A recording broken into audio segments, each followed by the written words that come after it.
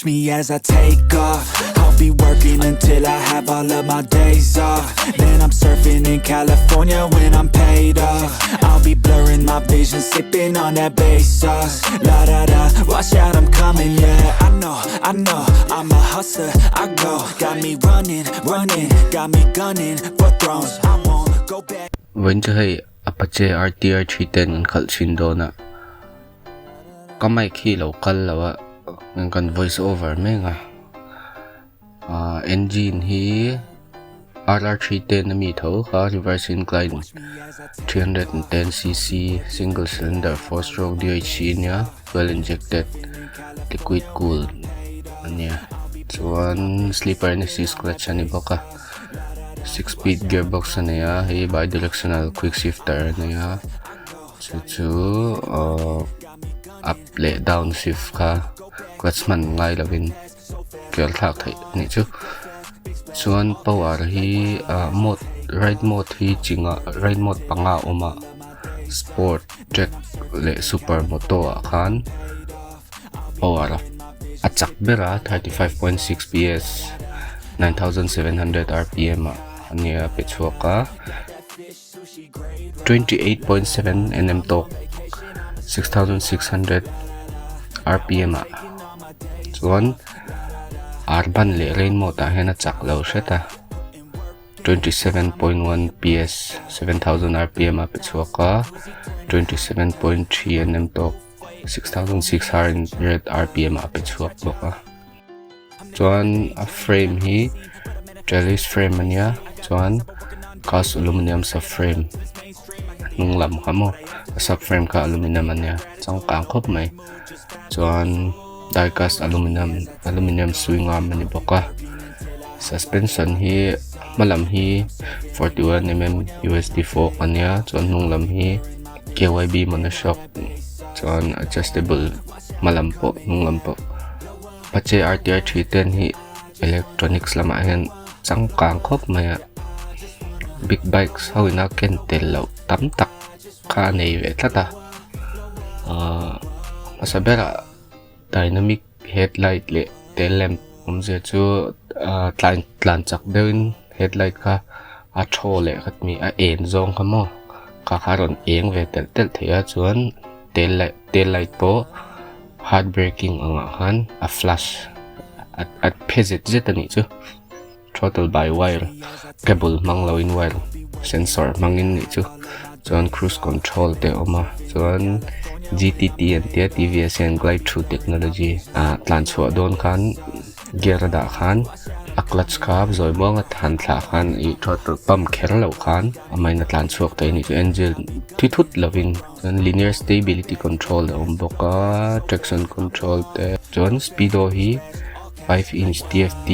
changkang khop mai. Ride mode kha soitang khan panga chinga oma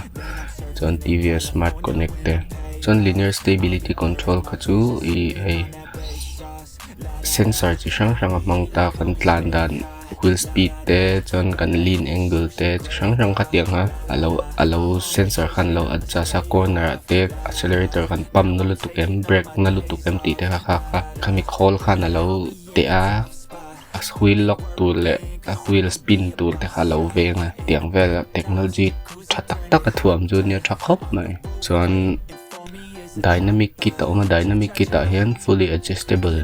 front le rear shock khan nia chuan tire pressure monitoring sensor boka chuan brush coated chain ania chuan dynamic pro kit le boka kami dynamic kit mi hau zong baka stability control tile climatics seat control a seat card level 2 min a vo lam le alum lam ha adjust thaya ti lum thaya ti vo thai ni rider seat bi khamo chuan color kit le a color kit kha chu color khan ni deuh mai mi a tha zong hi chu keng tel ve ka ba ka color kha TVS in kum som lin tlin lom na kami graphic dang deuh hatiang ha anon ti ani main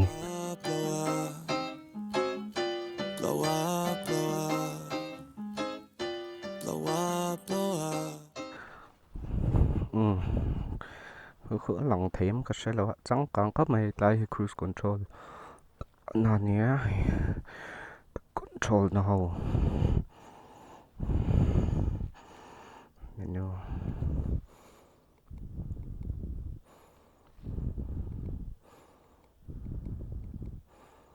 sport mode ta kan tlan sin ho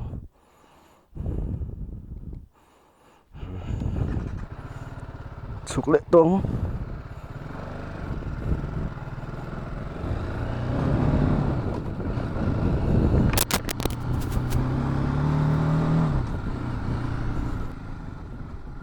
quick shifter chu smooth khop mai à suspension po trăng lút tục lâu anh tiếng nghe adjust cả sẽ là hay stock ang khan là niệm adjustable niệm mà làm hi 41mm USB 4 preload compression lệ rebound damping adjustable nha nung làm preload lệ rebound nung làm hi KYB nha mà làm hi nghe cả sẽ chia là va details lút tục chuang cả rồi sẽ về là va tiếng những lâu tôi thấy nhìn gì về vắt ngay mà review tắc tụ rồi nên cái này cho con thấy về là nung làm ABS su thuộc mà về đâu nhỉ hả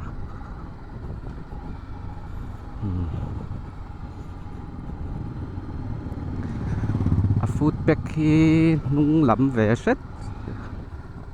set tí là các compare đàn á chuan CB 300R khá này khác chú claim in center position đấy là cả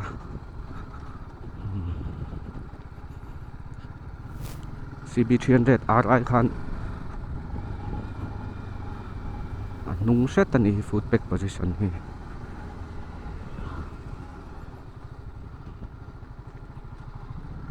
chỉnh kẹn khắp này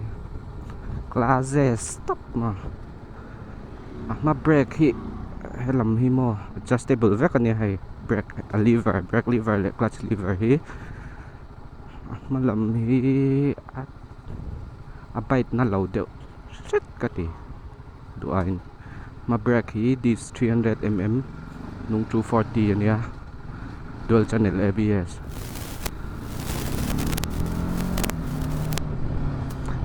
quick shifter chứ hắn Khalh về tòa chuan KTM khan nha R15 V4 anh nhìn lệ mấy ạ smooth big lắm mấy ạ hay nghe các ngày bên nghe neutral là lùa hát về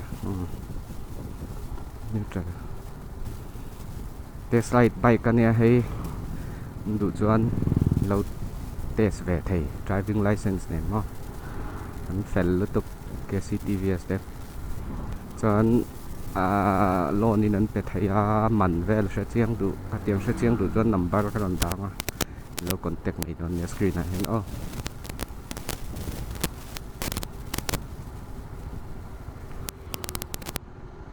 chuan engine hi reverse incline kan ti kha ka tian nung lama ron om deuh kha khan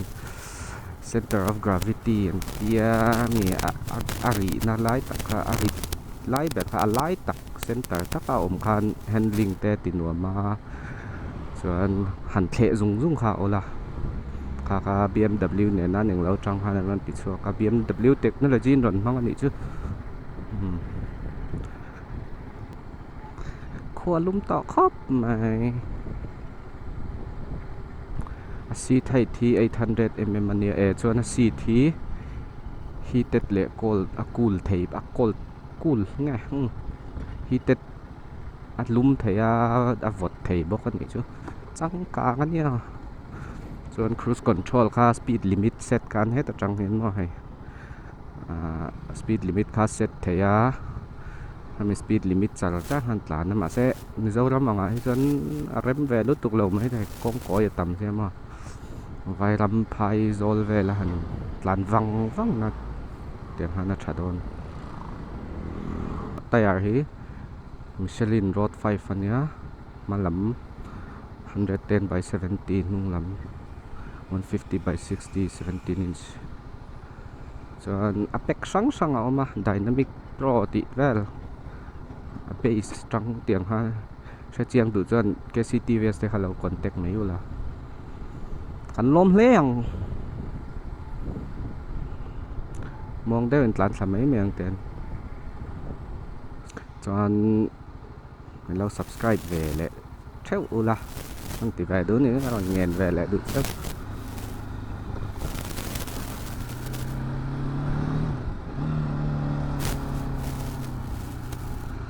clip and assist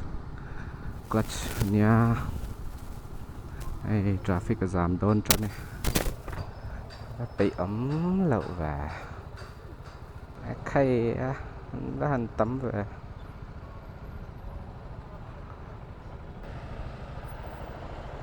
mà break khi tụi anh nghe soft nghe bay chắc lậu có thể hay cái mà spongy đều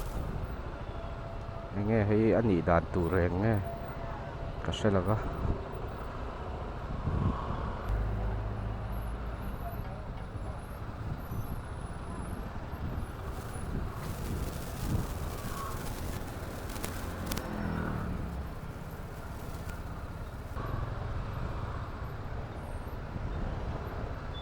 tay ama instrument cluster TVS logo hi ngani hi ka zo mu ve che lo carb weight hi 180 kg nia giang vàng chu ni lo ma ne rit vàng to ni chuang lo khai nó phun nó sẽ eo về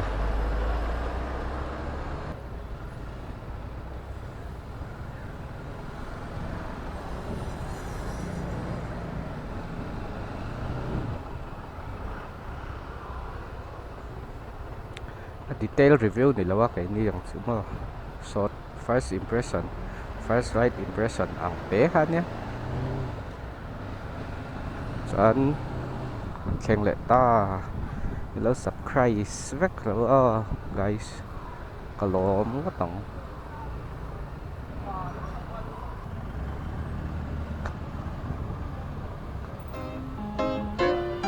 Watch me as I take off. I'll be working until I have all of my days off. Then I'm surfing in California when I'm paid off.